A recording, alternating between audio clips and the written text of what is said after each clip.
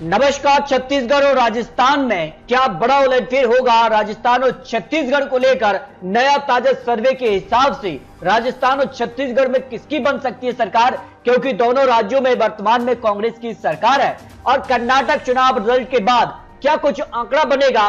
क्या कांग्रेस की सरकार बरकरार रहेगी या बीजेपी का कमल खिलेगा?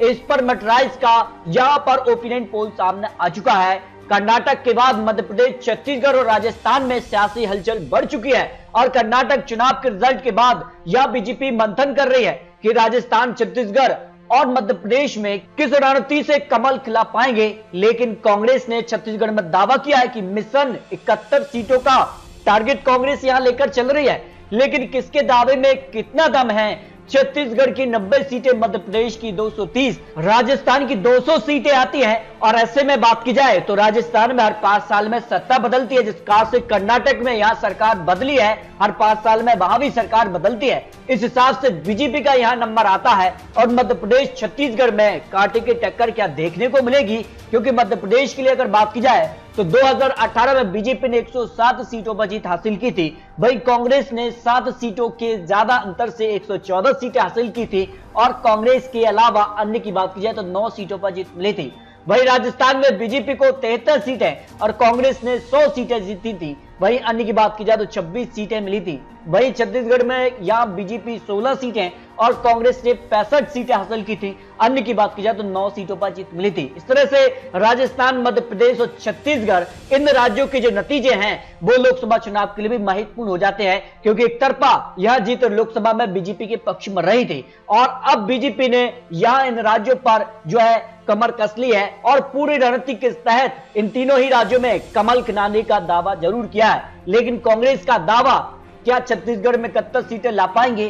किसके दावे में कितना दम है? इस पर मटराइज का नया ताजा आंकड़ा सामने आ चुका है। छत्तीसगढ़ में किसकी बनेगी सरकार? राजस्थान तो किसके दावे में कितना दम है? क्योंकि राजस्थान में हर 5 साल में सत्ता बदलती है और इस दम पर क्या बीजेपी का कमल खिलेगा या कांग्रेस बरकरार रहेगी? क्योंकि अपने अपने दावे यहां जीत के सामने आ रहे हैं। लेकिन मटराइज का क्या यहां पर ओपिनियन पोल सामने आ रहा है? तो बात कर लेते हैं छत्तीसगढ़ को लेकर केंद्र सरकार का कामकाज कैसा रहा है, यहाँ के लोगों का मानना क्या है। देखिए, केंद्र सरकार के कामकाज को लेकर बहुत बेहतर कहने वाले 38% लोग हैं। संतोषजनक 44% लोग मानते हैं कि छत्तीसगढ़ में केंद्र सरकार का जो कामकाज है उससे वो संतुष्ट नजर आ रहे हैं। बेहद खराब कहने वाले मात्र 18% ही हैं। ऐसे में माना जा रहा है कि यहाँ पर कहीं न कहीं केंद्र सरकार के कामकाज से यहाँ संतुष्ट लोग नजर आ रहे हैं, जबकि मोदी विधानसभा चुनाव में गेम चेंजर साबित हो सकते हैं। देखिए, बहुत ज्यादा कहने वाले 38% है, थोड़ा बहुत यहाँ 23% और कोई प्रभाव नहीं होगा, ऐसे 39% लोग भी हैं। क्योंकि कर्नाटक चुनाव में भी काफी यहाँ चुनावी जनसभाएं की थी और इसके बाद रिजल्ट बेहद ही चौंकाने वाला रहा है। और ऐसे में यहाँ क्या कुछ आंकड़ा बन सकता है? देखिए, अगर बात की जाए तो छत्तीसगढ़ की 90 सीटें आती हैं और 90 सीटों के लिए 2018 में यहाँ 44% वोट शेयर या कांग्रेस को मिला था और 2023 के सर्वे में भी कांग्रेस को करीब 44% का सर्वे के आंकड़े दिखाई जा रहे हैं। जबकि अगर बात की जाए तो यहाँ बीजेपी को 34% वोट शेयर मिला था यहाँ 2018 में, लेकिन इस बार वोट शेयर में बीजेपी के इजाफा हो रहा है। 43% वोट शेयर, यानी कांग्रेस बीजेपी वोट शेयर में कांटे की टक्कर देखने को मिल सकती है। वहीं 13% वोट शेयर अन्य के पक्ष में भी जा सकता है। 90 सीटों पर जो छत्तीसगढ़ का आंकड़ा बन रहा है, उस हिसाब से अगर सीटों की बात की जाए, वोट शेयर की बात की जाए, तो यहाँ देखिए किसके खाते में कितना वोट शेयर जा सकता है। जो मटराइज का ओपिनियन पोल है, सर्वे है, देखिए बीजेपी को यहाँ 43% वोट शेयर, कांग्रेस को 44% वोट शेयर, अन्य की बात की जाए 13% वोट शेयर। और कांग्रेस बीजेपी वोट शेयर में ज्यादा अंतर दिखाई नहीं दे रहा है। जो वक्त बचा है उस बीच क्या इस वोट शेयर को बीजेपी और आगे ले जा पाएगी, ये भी काफी महत्वपूर्ण हो जाता है। अगर इस तरह के आंकड़े जो दिखाए गए हैं, जिस कार के सर्वे के आंकड़े हैं, मटराइज के लेटेस्ट सर्वे के आंकड़े हैं, उस हिसाब से कांग्रेस को 47 से 52 सीटें मिल सकती हैं। वही बीजेपी 34 से 39 सीटें और अन्य की बात की जाए तो अन्य के पक्ष में 1 से 5 सीटें जा सकती हैं। यानी जो बहुमत का आंकड़ा यहाँ 46 सीटें हैं उसके करीब कांग्रेस दिखाई दे रही है। लेकिन बीजेपी कांग्रेस में कड़ी टक्कर यहाँ देखने को मिल सकती है।